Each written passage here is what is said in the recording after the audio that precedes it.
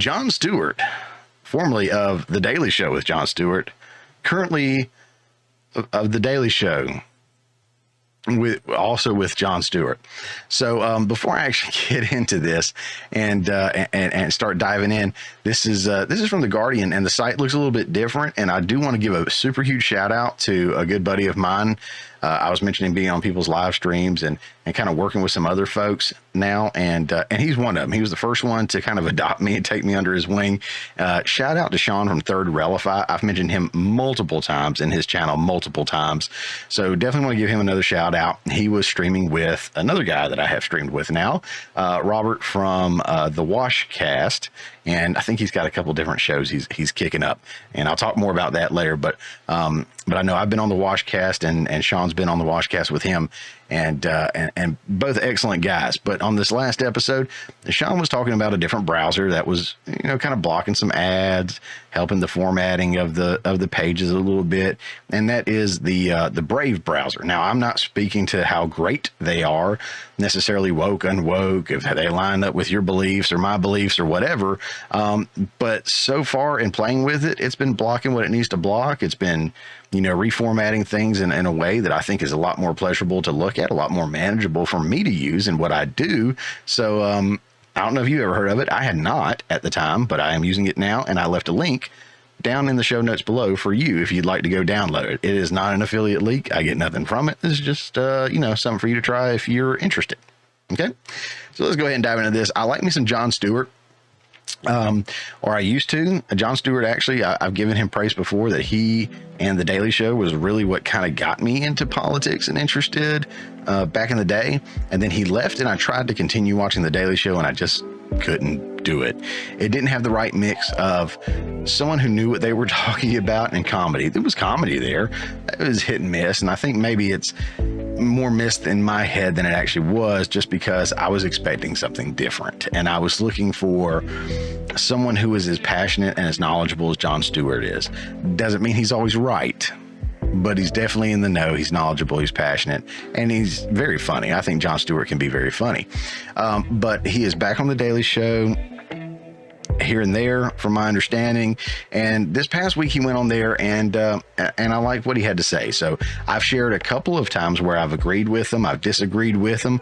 But again, overall, I appreciate Jon Stewart, because if nothing else, he forces a conversation among those who are willing to have one. And I think we have to be willing to have conversations to move our country forward, to move the world forward. And if all we do is we get in our little ideological bubbles, and we never mesh, and we never try to, collaborate, and we never try to, reach across the aisle and compromise on things, we're not going to get anywhere. So I appreciate him for forcing a conversation, for being a conversation starter, not being afraid to get out there and do so.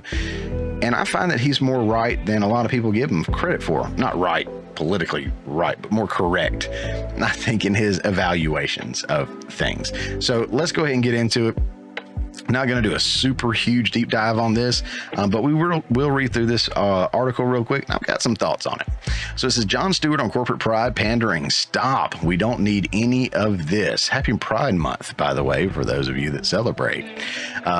The gentleman I was talking about earlier, Robert from the Washcast, he is a gay man, and he has a very unique perspective of the gay community and how they should be reacting to pride and politics and stuff like that. So I do recommend his show. I'll talk again, a little pitch later about a show that he's got coming up. I'll let you know about.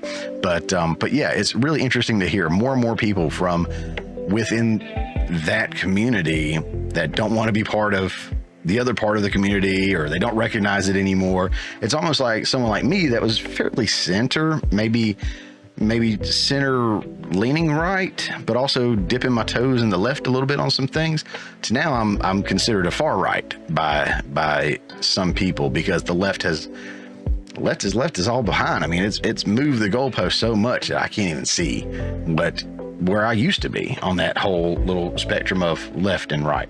So yeah, it's interesting to hear other people's perspectives that are within a community that you you think are all like-minded because that's what you're told. That's what you are made to believe, that these people all have a hive mind of the same thing. They're going to vote for the same person. They like the same stuff, and that's just simply not true. So again, it is Pride Month, and I'm interested to hear what Jon Stewart said. You know, a New Yorker, a comedian, a celebrity. Let's dive in a little bit further. It says, late night host discussed corporations' values during Pride Month. Trump's probation hearing and his Las Vegas rally where temperatures soared over 100 degrees Fahrenheit.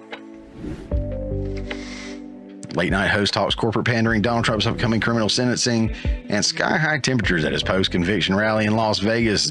June is Pride Month, celebrating the LGBTQ plus community in the U.S., which means it's that time of year when corporations get together and financially exploit the decades-long struggle of gay people for acceptance and equality, said Jon Stewart during his Monday night hosting slot on The Daily Show. Hey, remember when you were fired from that bank job after you were outed?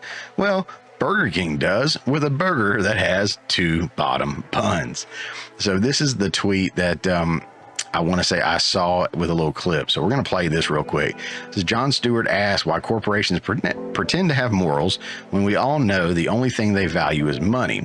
Watch the full segment on YouTube. We're not going to do that, but we are going to watch this clip. And I disagree a little bit with that statement, which gets repeated later on. So stay tuned for that. Let's check this out.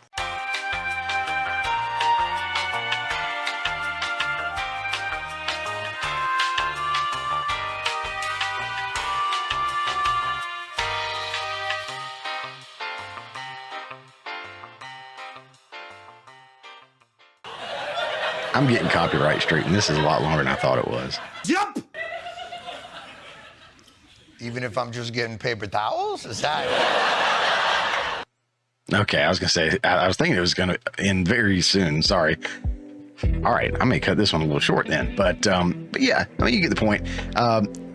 Well, Target, you know what Target's reeling from, all the tuck swimsuits and pushing the demonic stuff out there, actually. If you're not aware of that, I recommend you do a couple of Google searches and look up The Quartering on YouTube. Jeremy has done a fantastic job in covering that, along with many others. He's just one I can point to real quick. But yeah, so it's Pride Month, and love it or hate it, it's time for the corporations to come out and pander, right? They'll put their logos out there in rainbows all over Twitter and all over their website and everything here. But anywhere else they're trying to make money that isn't so pro LGBTQ, they got the regular logo. They never dare mention it. It's like Disney when they did the Black Panther poster, you know, Chadwick Boseman, Black Panther's got his mask off and he's present in the center, and he's black and he's proud and it's Wakanda forever. But then when they made the poster for China, he has the mask on and he's kind of hidden. Or Star Wars, where they shrunk Finn on the poster. Finn, who unquestionably, in my opinion, had the greatest opportunity of a character arc in that trilogy sequel. That never came to be. It's a shame. It's a shame. Anyways, we'll skim through some of this stuff. I'll jump down here to the bottom. This is really where I wanted to get to. It says, why are we allowing ourselves to get worked up over whether giant multinational corporations are pro-gay or have traditional American values, Stewart wondered. Because corporations have but one value, shareholder value. That's all they have. There's nothing corporations do that is not in service of their bottom line, he concluded. Let's stop pretending that corporations can even be woke or unwoke or patriotic or unpatriotic.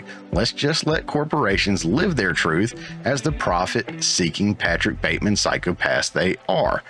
Two things to that. The whole point of someone starting a business is to make money. I mean, we can lie and fluff it and say that it's to provide a service or to provide a good with the hopes of turning a profit. It's all about making money, right? You can make money, you can create jobs, you can help more people make money, you can better the local community and you know, sponsor little kids' baseball games and all kinds of stuff. Yeah, you can do all of that, but it's all predicated on making money. Otherwise, what's the point, right?